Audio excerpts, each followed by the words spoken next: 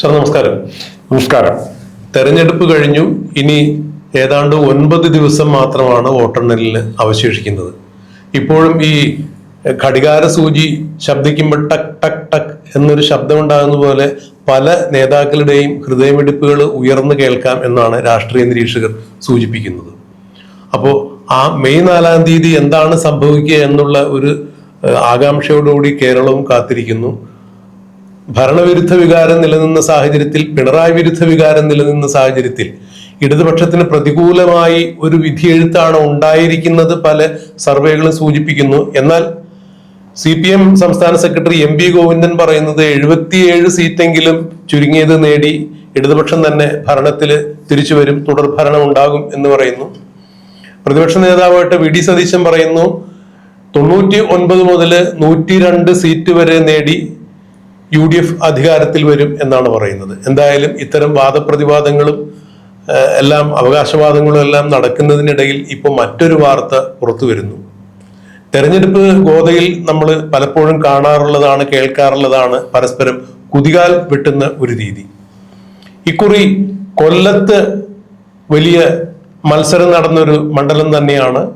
കൊല്ലം പരമ്പരാഗതമായി CPM-ന്റെ മണ്ഡലമാണെങ്കിലും കഴിഞ്ഞ തദ്ദേശ സ്വയംഭരണ സ്ഥാപനത്തിലേക്ക് നടന്ന തെരഞ്ഞെടുപ്പിൽ BJP വലിയ കോർപ്പറേഷനിലേക്ക് വലിയ മുന്നേറ്റം നടത്തുകയുണ്ടായി.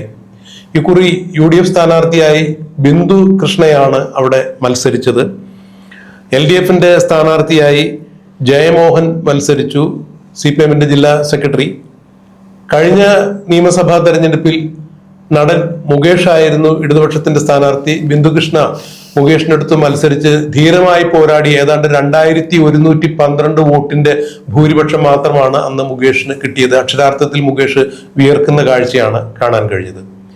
ഇക്കുറി അങ്ങനെ ഒരു ടൈറ്റ് ഫൈറ്റ് വരികയാണെങ്കിൽ തീർച്ചയായും ബിന്ദുകൃഷ്ണയെ പരാജയപ്പെടുത്തുന്നതിന് വേണ്ടി CPM-ലെ ചില മുതിർന്ന നേതാക്കളും RSP-യിലെ ചില മുതിർന്ന നേതാക്കളും കൊല്ലത്ത് ബീച്ച് റോഡിലുള്ള ഒരു റെസ്റ്റോറന്റിൽ കൂടിക്കാഴ്ച നടത്തി എന്നുള്ള ഞെട്ടിക്കുന്ന ഒരു വിവരമാണ് പുറത്തു വരുന്നത്.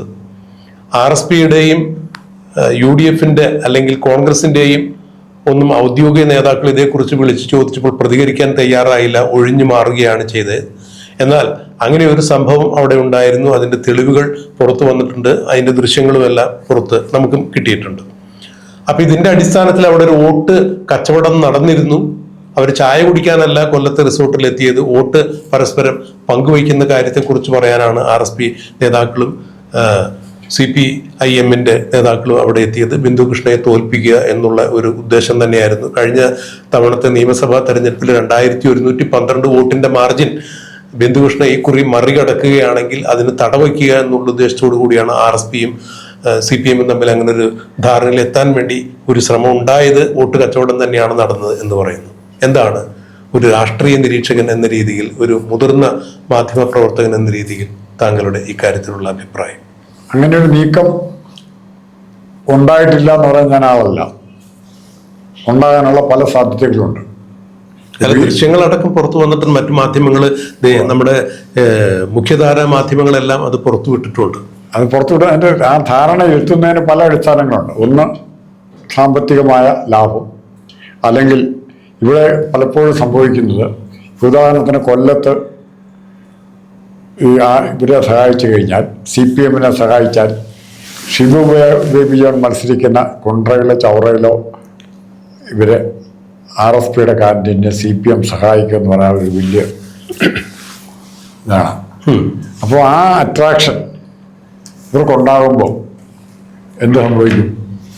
പരസ്പരം അങ്ങോട്ടും ഇങ്ങോട്ടും മേൽത്തട്ടി ധാരണകളുണ്ടാവും. കോട്ടയം ജില്ല ഉദാഹരണം പറഞ്ഞാൽ 3 നേതാക്കന്മാർ, KM മാണി, TK രാമകൃഷ്ണൻ, ഉമ്മൻചാണ്ടി. പലരും പറയുന്ന ഈ 3 പേർക്കും അവരുടെ എതിരാളിയായി വരുന്ന സ്ഥാനാർത്ഥി ആരാണ് എന്നറിയാവുന്ന പറഞ്ഞത് ഏറ്റവും ദുർബലനായ സ്ഥാനാർത്ഥിയെ നിർത്തി കൊടുക്കുക. പക്ഷെ ഇവിടെ അങ്ങനെ കൊല്ലത്ത് ബിന്ദുകൃഷ്ണയ്ക്കെതിരായിട്ട് RSP-ക്ക് ദുർബലമായ സ്ഥാനാർത്ഥിയെ കൊടുത്ത് ജയിപ്പിക്കാനും തോൽപ്പിക്കാനോ പറ്റില്ല. കുറേ വോട്ടുള്ളൂ, അത് മാറ്റാനും അധികം RSP-യുടെ നേതാക്കന്മാർ പറഞ്ഞാൽ പോലും, പ്രേമചന്ദ്രനോ ഷിബു ബേബിയാണോ പറഞ്ഞാൽ പോലും അവിടെ ഈ വോട്ട് മാറ്റാൻ RSP-യുടെ അണികൾ തയ്യാറാകണമെന്നില്ല. കാരണം ഒരുപക്ഷെ കോൺഗ്രസിനേക്കാൾ പ്രബലമായ CPM വിരോധമുള്ളവരാണ്, അല്ലെ കമ്മ്യൂണിസ്റ്റ് വിരോധമുള്ളവരാണ് RSP. നമ്മൾ ഈ വിഷയമായിട്ട് ബന്ധപ്പെട്ടിട്ട് ഷിബി ബേബി ജോണിനെയും അസീസിനെയും ഒക്കെ വിളിച്ചെങ്കിൽ അവരെല്ലാവരും ഒഴിഞ്ഞു മാറുന്ന ഒരു പ്രതികരണമാണ് ഉണ്ടായത്. ഈ ഒരു വിഷയം അറിയുന്നതിന് വേണ്ടി എന്താണ് അതിന്റെ നിജസ്ഥിതി, അതിന്റെ അഭിപ്രായം എന്താണെന്ന് എല്ലാവരും ഒഴിഞ്ഞു മാറുന്ന രീതിയാണ് കണ്ടത്. നമ്മൾ മാത്രമല്ല, മുഖ്യധാരാ മാധ്യമങ്ങളെല്ലാം ഇവർ വിളിച്ചൊഴിഞ്ഞപ്പോൾ ഇത് തന്നെയായിരുന്നു അനുഭവം എന്നാണ് അവർ വ്യക്തമാക്കിയത്. ഷിബു ബേബി ജോണിന് ഈ തെരഞ്ഞെടുപ്പ് ജയിച്ചേ മതിയാവും. എന്നാൽ ഒന്ന്, ഇനി മറ്റൊരു ടീം കൂടെ കിട്ടുമെന്ന സംശയം, മത്സരിക്കാനുള്ള അവസരം തന്നെ കിട്ടുമെന്ന സംശയം. ഈ ടീമിൽ ജയിച്ചാൽ ഗ്യാരണ്ടീഡ് മന്ത്രിയാണ് ഷിബു ബേബി. സംസ്ഥാന പ്രധാനപ്പെട്ട ഒരു വകുപ്പ് കിട്ടി മന്ത്രിയായിട്ട് ഭരിക്കാൻ പറ്റും. ഒരു പക്ഷേ ആയുഷ്കാലം അടുത്ത ടേം വരെ എങ്കിലും ഫുള്ളായിട്ട് ഭരിക്കാൻ പറ്റുന്ന അവസ്ഥയിലാണ്. അപ്പോൾ ഏതെങ്കിലും കാരണവശാൽ ഷിബു ബേബി ജോൺ തോറ്റാൽ, ഷിബു ബേബി ജോണിനെ പേടിക്കണം ഈ കാലുവാരിൽ. കാരണം ഷിബു ബേബി ജോണിനെതിരായിട്ട് വന്നിരിക്കുന്ന വിജയൻപിള്ളയുടെ മകനും അവരും എത്ര കോടി രൂപ മുടക്കിയാലും ജയിക്കാൻ ശ്രമിക്കുന്നവരാണ്. കുണ്ടറയിൽ വലിയ വെല്ലുവിളിയാവും. കുണ്ടറയിൽ വലിയ വെല്ലുവിളിയാവും. അപ്പൊ ഈ വെല്ലുവിളിയെ, സ്വന്തം പാർട്ടിക്കാരെന്നുള്ള വെല്ലുവിളിയെ മറികടക്കാനുള്ള എളുപ്പ വഴി CPM സഹകരണം തേടുന്നതാണ് എന്ന് തോന്നിയാലോ?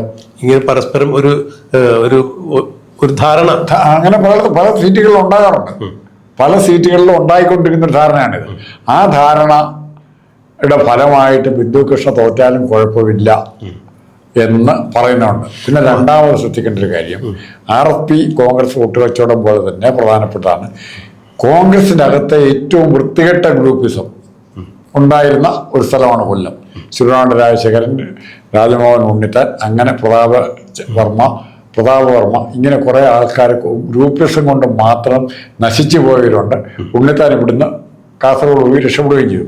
കൊല്ലം പോലുള്ളൊരു സ്ഥലം CPM-നെ സംബന്ധിച്ചിടത്തോളം നഷ്ടമാകുന്ന പറഞ്ഞവർക്ക് ഏറ്റവും വലിയ സങ്കടമുള്ളൊരു കാര്യം ആലപ്പുഴ, കണ്ണൂര്, കൊല്ലം എന്നൊക്കെ പറഞ്ഞ് എന്നും ചെങ്കൊടി മാത്രം ഉയർത്തിപ്പിടിച്ചിരുന്ന ഒരു ജില്ലകളാണല്ലോ. അപ്പൊ അവിടെ സംബന്ധിച്ചിടത്തോളം ഇപ്പൊ ഈ കഴിഞ്ഞ കൊല്ലം ജില്ലാ സമ്മേളനങ്ങളിൽ വരെ റിബൽ സ്ഥാനാർത്ഥികളല്ല, അവിടുത്തെ പ്രവർത്തകർ പരസ്യമായി തന്നെ തെരുവിൽ പ്രകടനം നടത്തിയാലും നമ്മൾ കണ്ടതാണ്. കാരണം ഞങ്ങൾ വിഭാവനം ചെയ്യുന്ന പാർട്ടി ഇതല്ല എന്ന് പറഞ്ഞുകൊണ്ട് ഔദ്യോഗിക പക്ഷത്തിനെതിരെ കൊല്ലത്ത് വലിയ പ്രകടനങ്ങൾ, പ്രതിഷേധങ്ങൾ ഉണ്ടായതാണ്.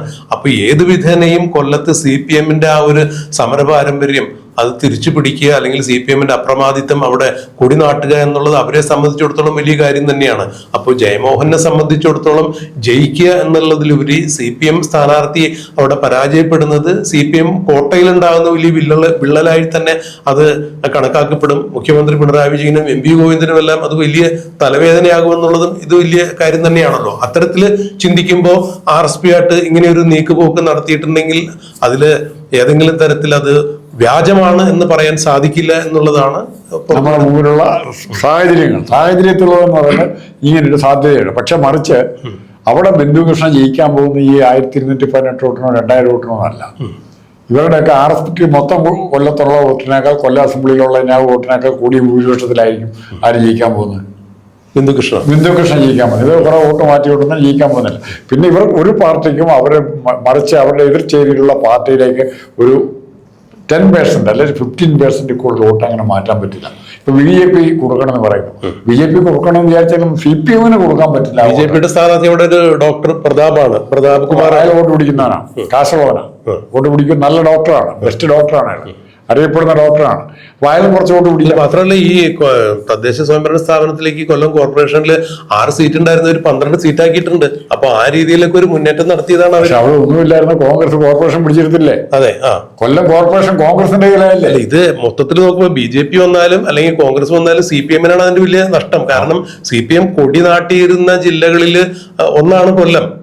അപ്പോ കൊല്ലം, ആലപ്പുഴ, കണ്ണൂർ എന്നൊക്കെ പറയുമ്പോൾ അവിടെ ഉണ്ടാവുന്ന അപജയം സാധാരണ ഇപ്പൊ എറണാകുളം പോലെയുള്ള ഒരു മണ്ഡലത്തില് CPM-ന് പറ്റുന്ന തോൽവി വലിയ തോൽവിയല്ല. കാരണം അത് UDF-ന്റെ സ്ഥിരം മണ്ഡലമാണ്. അല്ലെങ്കിൽ അതുപോലുള്ള മണ്ഡലങ്ങളിൽ CPM-ന്റെ പരാജയം നേരത്തെ സാറ് പറയുന്നത് പോലെ ഇപ്പൊ കോട്ടയത്ത് ഉമ്മൻചാണ്ടിക്കെതിരെ അല്ലെങ്കിൽ KM മാണിക്കെതിരെയൊക്കെ ദുർബലരായിട്ടുള്ള സ്ഥാനാർത്ഥികളെ നിർത്തുന്നത് പോലെ ഈ കൊല്ലത്തെ സംബന്ധിച്ചിടത്തോളം അങ്ങനെ ഏതെങ്കിലും ലഘൂകരിക്കത്തക്ക രീതിയിലുള്ള ഒരു തോൽവി ആയിരിക്കില്ല CPM-ന് ഉണ്ടാകുക എന്നുള്ളതാണ്. അതൊരു വിഷയം തന്നെയാണ്. അഭിമാന പോരാട്ടം നടക്കുന്ന സ്ഥലം തന്നെയാണ് കൊല്ലം എന്നുള്ളതാണല്ലോ പറയുന്നത്. അല്ല, CPM-ന് കൊല്ലത്ത് ഇപ്പോൾ പ്രശ്നം എന്ന് പറഞ്ഞാല് കൊല്ലത്ത് ആ RSPയുടെ വോട്ട് കിട്ടിയാൽ പോലും ജയിക്കുന്ന ഒരു സാഹചര്യം ഒന്നാമത്തെ കാര്യം. രണ്ടാമത്തെ കാര്യം, കൊല്ലത്ത് തോറ്റാൽ മുകേഷിന്റെ കയ്യിലിരിപ്പ് കൊണ്ടാണ് തോറ്റത്, മുൻകാല മുകേഷിന്റെ പ്രവർത്തനമാണ് CPM-ന്റെ പരാജയത്തിന് കാരണം എന്ന് വേണം പറഞ്ഞു നിൽക്കാനും പറ്റും. ഇല്ലേ, അടുത്ത കാലം വരെ മുകേഷിനെതിരെ അങ്ങനെയുള്ള പല അലിഗേഷൻസും വരികയുണ്ടായി. പ്രത്യേകിച്ച് ഈ സ്ത്രീ വിഷയങ്ങളുമായി ബന്ധപ്പെട്ട് അടുത്ത കാലം വരെ ഒരുപാട് ആരോപണങ്ങൾ വരികയുണ്ടായി. അതിനെയൊന്നും നിഷേധിക്കാൻ ഒന്നും പറ്റിയില്ല. രാഷ്ട്രീയപരമായ ഒരു ആരോപണം മാത്രമാണെന്ന് പറഞ്ഞു ഒഴിയുകയാണ് ചെയ്തത്. അങ്ങനെ ഒരു സംഭവം കൂടി അല്ല. അതിനകത്ത് CPM-ന് ഉള്ളിൽ മുകേഷിനോട് ദേഷ്യമുണ്ട്. രാഹുൽ മാങ്കൂട്ടത്തിനെതിരായുള്ള ആരോപണം ക്ലിക്ക് ചെയ്യാതെ പോയത് മുകേഷിന്റെ പ്രശ്നമുള്ളതുകൊണ്ടാണ് മെയിനായിട്ട്. അതെ, അല്ല, അത് വലിയൊരു ഒച്ചപ്പാടുണ്ടായ വിഷയം തന്നെയല്ല. കാരണം നിയമസഭയിൽ മുഖ്യമന്ത്രിക്കൊപ്പം എത്ര ഗിരിരാജൻ കോഴികള് നിലയുറപ്പിക്കുമ്പോൾ, ഇടതുപക്ഷത്ത് നിലയുറപ്പിക്കുമ്പോഴാണ് ഇപ്പുറത്തൊരു രാഹുൽ മാങ്കൂട്ടത്തിന് മാത്രം ചൂണ്ടിക്കാണിച്ചുകൊണ്ട് മുഖ്യമന്ത്രി സ്ത്രീ പീഡനത്തിന് എതിരെ സംസാരിക്കുന്ന ഒരു വലിയ വാർത്തയായി മാറിയതാണത്. അല്ല, അത്തരം വാർത്തകളൊക്കെ നമ്മളിവിടെ ഒരു ഘടകകക്ഷി, RSPയെ പോലൊരു ഘടകകക്ഷി തങ്ങളുടെ വോട്ട് മുഖ്യകക്ഷിയായ കോൺഗ്രസിനെതിരായി മറിച്ചു കൊടുക്കാൻ തീരുമാനിച്ചു എന്നുള്ള വാർത്ത വളരെ രസകരമായിരിക്കും. പിന്നെ രണ്ടാമത്തെ കാര്യം, ഇതിന്റെ രണ്ട് തരത്തിലാണ് അത് ഗൗരവമായിട്ട് ചിന്തിക്കണം. ഒന്ന്, UDF-ന്റെ ഘടകകക്ഷിയായ ഒരു കക്ഷി, ഈ കക്ഷി UDF-ന്റെ പതനത്തിന് വേണ്ടി പ്രവർത്തിച്ചു എന്ന് പറയുമ്പോൾ അത്തരം ചില സൂചനകൾ ഉണ്ടായതിന്റെ പേരിൽ RSPയുടെ ബൂത്ത് ഏജന്റുകളൊക്കെ അവിടെ നിന്ന് നേരത്തെ തന്നെ മാറ്റുകയുണ്ടായെന്നുള്ള ബിന്ദുകൃഷ്ണയുടെ വക്താക്കള് നേരത്തെ വെളിപ്പെടുത്തിയിട്ടുള്ളതാണ്. അപ്പൊ നേരത്തെ തന്നെ ഇത്തരത്തിലുള്ള ചില സൂചനകൾ അവർക്ക് കിട്ടിയിട്ടുണ്ടായിരുന്നു. പക്ഷെ ഇപ്പോഴാണ് ഈ റിസോർട്ടിൽ ഇങ്ങനെ ഒരു കൂടിക്കാഴ്ച തെരഞ്ഞെടുപ്പിന്റെ തലേന്ന് ഇങ്ങനെ ഉണ്ടായിരുന്നു എന്ന് പറഞ്ഞ ദൃശ്യങ്ങളെല്ലാം പുറത്തു വന്നിരിക്കുന്നത്. അത് വെറുതെ ചായ കുടിക്കാൻ വേണ്ടി ഒരു RSPക്കാരും CPM-കാരും അവരുടെ ജില്ലാ നേതൃത്വത്തിലുള്ള ആളുകൾ അവിടെ കയറിയിരുന്നാൽ എന്നാണ് പറഞ്ഞതെങ്കിൽ എന്നത് ഊണ് കഴിക്കുന്നവന് അല്ലെങ്കിൽ ചോറുണ്ണുന്നവന്, അരിയാഹാരം കഴിക്കുന്നവന് അതൊരു പക്ഷേ കണ്ണടച്ച് വെള്ളം തൊടാതെ വിഴുങ്ങാൻ സാധിക്കുന്ന ഒരു കാര്യമല്ല. പക്ഷെ അതിനൊരു പശ്ചാത്തലവും നേരത്തെ ഒരുക്കിയിട്ടുണ്ടായിരുന്നു. പൊതുവില്ലാത്ത രീതിയിൽ കൊല്ലം സീറ്റ് ഇത്തവണ RSP ചോദിച്ചിട്ടുണ്ടായിരുന്നു. സ്ട്രിക്റ്റ് ആയിട്ട് തന്നെ ചോദിച്ചു, കൊല്ലം ഞങ്ങൾക്ക് മാറിത്തരണം, ഇരവുപുരം നിങ്ങൾ എടുത്ത കൊല്ലം ഞങ്ങൾക്ക്.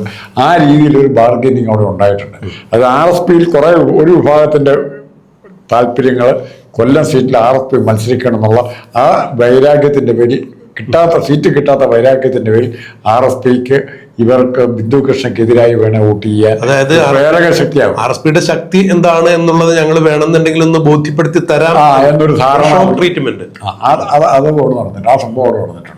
വളരെ സ്ട്രോങ് ആയിട്ടാണ് ബാധിച്ചത്. അല്ല, അങ്ങനെയാണെന്നുണ്ടെങ്കിൽ ഇപ്പോ UDF-ന് ഉണ്ടായിട്ടുള്ള, അതായത് ഇടത് ഭരണവിരുദ്ധ വികാരം നിലനിൽക്കുന്ന സാഹചര്യത്തിൽ അങ്ങനെയാണ് ഒരു വിധിയെഴുത്ത് നടന്നിട്ടുള്ളത് എന്ന് പറയപ്പെടുകയാണെന്നുണ്ടെങ്കിൽ കേരളത്തിലെ ഈ 140 മണ്ഡലങ്ങളിലും അതുണ്ടെങ്കിൽ RSPയുടെ ഈ വോട്ട് കച്ചവടം അവിടെ ബിന്ദുകൃഷ്ണനെ ബാധിക്കാനുള്ള സാധ്യതയുണ്ടോ? ഇല്ല, അതിന് RSPക്ക് അത്ര സ്ട്രെങ്ത് ഇല്ല എന്നുള്ളത് മാത്രമല്ല, RSP ഇപ്പൊ ഇവിടെ പറ്റിയിരിക്കുന്നല്ല, ഇവിടെ സംഭവിച്ചിരിക്കുന്ന ഏറ്റവും നല്ല കാര്യങ്ങളിലൊന്ന് LDF-ൽ അത്രയും യോജിപ്പുണ്ടായിട്ടില്ല.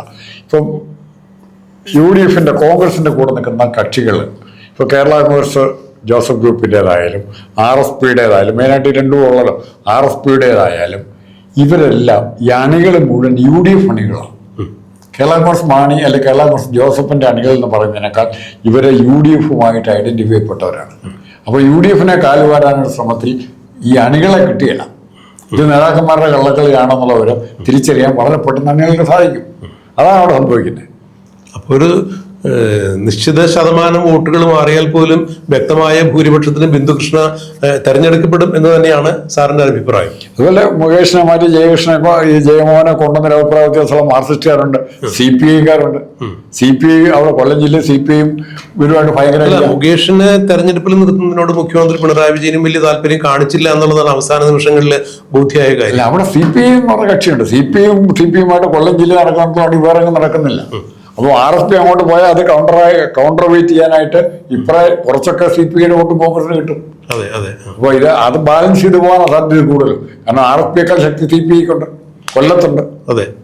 അപ്പോൾ അങ്ങനെ വരുമ്പോൾ യഥാർത്ഥത്തിൽ അവിടെ ബിന്ദുകൃഷ്ണയ്ക്ക് പേടിക്കേണ്ടതില്ല. പക്ഷെ ഘടകകക്ഷി എന്നുള്ള നിലയിൽ ഇത് RSP ചെയ്തോ ഇല്ലയോ എന്നുള്ള വിവരം പുറത്തു വരണമെങ്കിൽ ഇലക്ഷൻ കഴിഞ്ഞാൽ ചിലപ്പോൾ ദൃശ്യങ്ങളൊക്കെ പുറത്തു വന്നപ്പോൾ തീർച്ചയായും അതിനെക്കുറിച്ചുള്ള അന്വേഷണം അവിടെ ആരംഭിച്ചിട്ടുണ്ടാവണം. ഇല്ല എന്നുണ്ടെങ്കിൽ അത്ര ഇനിയും അതുണ്ടാകും. ഇലക്ഷൻ കഴിയുമ്പോഴേക്കും ഇത്തരം ധാരാളം സർപ്രൈസുകൾ നമുക്ക് പ്രതീക്ഷിക്കാം. അപ്പൊ എന്തായാലും ഇലക്ഷൻ കഴിയുന്നതോടൊപ്പം ബിന്ദുകൃഷ്ണൻ ജയിച്ചാലും ഇല്ല എന്നുണ്ടെങ്കിലും UDF-നകത്ത് തന്നെ ചില പൊട്ടിത്തെറികൾ ഉണ്ടാകും എന്നുള്ളത് ഉറപ്പായിരിക്കും. അപ്പൊ എന്തായാലും അതെന്താണ് എന്നുള്ളത് നമുക്ക് കാത്തിരിക്കാം, കണ്ടറിയാം.